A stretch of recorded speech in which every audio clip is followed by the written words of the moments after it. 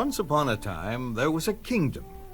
It was long ago and far away, over the rainbow, behind the clouds, beyond the horizon. Well, let's put it this way. You can't get there from here. Anyway, in this kingdom there lived many people. Some of them were farmers. Our story concerns one farmer in particular, and that farmer's daughter. This farmer's daughter was very beautiful and very clever, and her father was very proud of her. He would tell anyone who would listen about her wonderfulness. Listen. Good morning, grocer, and how are you today? Did I ever tell you about my wonderful daughter? Oh, many times, many times. You call this cucumber? It looks more like string bean. String bean. How do you make money with vegetables like this? I'll never know, never know. Money? Who needs money when I have such a wonderful daughter? You know, she's so clever, she can even spin straw into gold. You have a daughter that can spin straw into gold? Gold? You should tell her to spin you some good cucumbers. As you might imagine, the farmer had a very hard time convincing people how wonderful his daughter was. Still, he never gave up.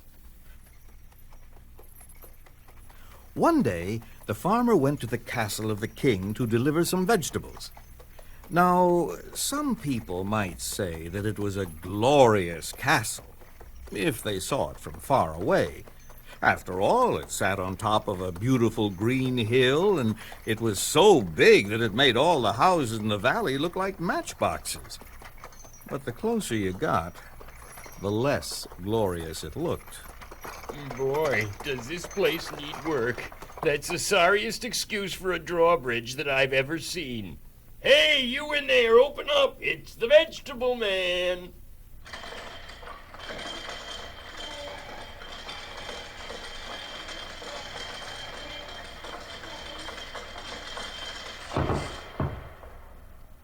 The farmer ate lunch while they lowered the drawbridge, and then drove slowly through the courtyard to the kitchen of the royal cook.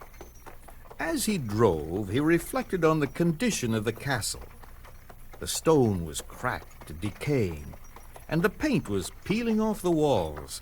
This place ought to be condemned. They ought to tear it down and put up apartments. Finally, the farmer reached the cook's kitchen.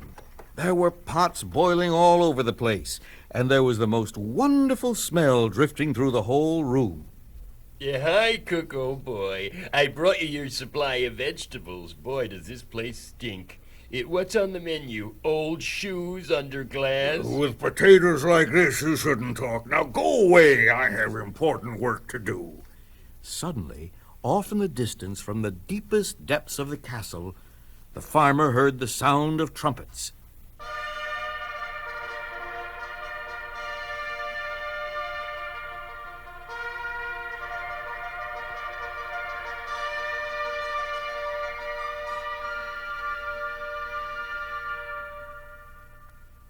Yes, just like those. And then, from far, far away, the farmer heard a voice. The king! The voice got closer. The king! Now it was right outside the room. The king! A man stepped into the kitchen. He wore a bright purple robe of satin with a gold braid all around it. He had a crown of gold on his head, and on each finger in his hand he wore a ring with a jewel in it. The king! Yeah, the king? Good guess. I tell you, these farmers are getting smarter all the time. Now, farmer, come here. Come here, I want to talk to you. Yes, Your Majesty. The farmer trembled at the king's words. I understand that you have the most wonderful daughter in the kingdom. At the mention of his daughter, the farmer stopped trembling. Oh, yes, Your Majesty, I have such a wonderful daughter. She's clever and she's beautiful, too. And I understand that she has a Very special talent. Oh, that's quite right, Your Majesty. She makes the best spaghetti in the kingdom. Not that talent, you twerp. The gold. The gold. She can spin straw into gold. Now the farmer was trembling again. Oh, you're trembling again. I know, Your Majesty, but how did you know about that? You've been babbling it all over my kingdom, that's how. It's even on the radio. Listen. And that's the weather for the greater metropolitan kingdom. And now for the news. It seems that this farmer has the most wonderful daughter, and rumor has it... You see what I mean? Yes, Your Majesty. Is it true? Why, yes, Your Majesty. But, she's a little out of practice. Oh, out of practice, eh? Well, then I think it would be a good idea if you left her with me for a while. I'll have her spinning like a pro in no time. Well, I'd like to, Your Majesty, but I need her to do the heavy work around the house. Perhaps I didn't make myself clear. This is not a request. It's an order! An order? But who do you think you are? I'm not afraid of you. No one can order me to give up my daughter. If you don't give me your daughter, I'll see that you're on the next dog sled to Siberia.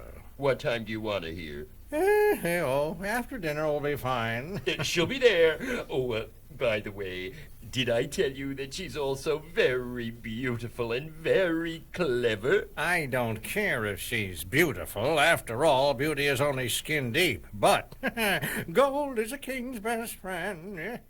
And now, be gone.